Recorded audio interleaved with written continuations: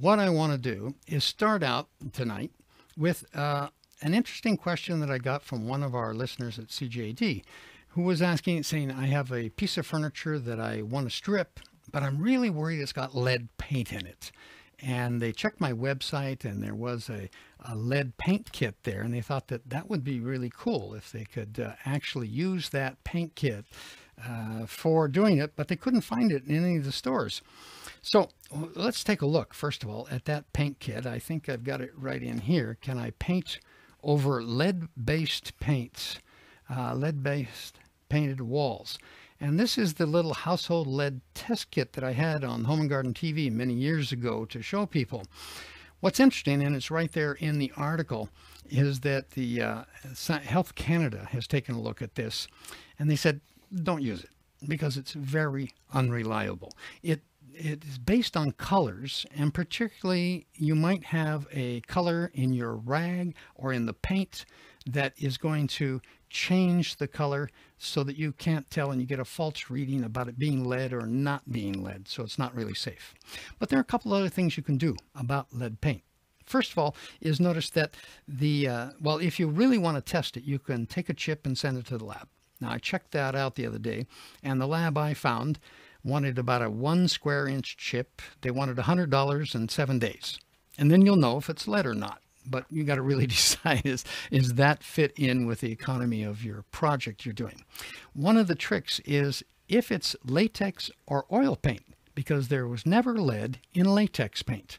So if you can tell whether it's a latex or an oil paint, if you go back into the computer here, and there's another entry to say which paint is it, latex or oil, and they have a swab kit that's still on the market, but you don't really need it. All it really is acetone.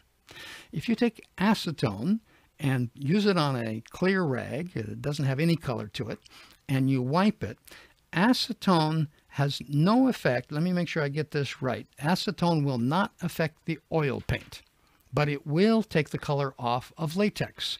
So if it reacts to acetone, there's no lead, okay? Because it's not an oil paint. It's a latex paint, and there never was lead there. So that way, at least you can understand that could be a little bit better. Now, when you are stripping, there are some ways to protect yourself even against lead. First of all, if you're going to use chemical strippers, if you look in the computer here, we're stripping with some chemical strippers. The important thing is he's wearing gloves. And if you look at gloves here, we went through a series of gloves. We put chemical strippers in each of these gloves to find out which one would eat its way through.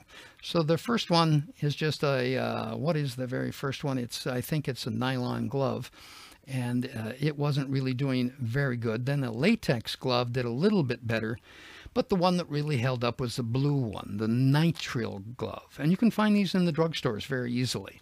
And nitrile will stand up to paint solvents and paint stripper. So if you're doing it, you deal with it that way. Now, if you are using chemicals on lead paint, you carefully scoop it all up and you put it in a bag, and it's considered hazardous waste, and it goes to the eco center. It does not go in the garbage, okay? But there's something you can do that makes all that a little bit easier, and that is use a hot paint gun, the stripping gun first. Here's one I've got here that just a Black & Decker one, and I remember when this thing first came out, Black & Decker actually hired me to demonstrate it at a professional show where the buyers all came to buy the products. And so they had me demonstrating this, but just before, the week before, we talked about it, and I said, well, won't this volatilize the lead? And everybody panicked in the room, and they immediately went in a big research project. And 3 days later, they came out real happy, and they said, no, we lowered the temperature for the consumers to make it safe, and that brought it below the level of volatilizing lead. So the professional heat gun is not safe with stripping paint unless you have full masks that can handle lead.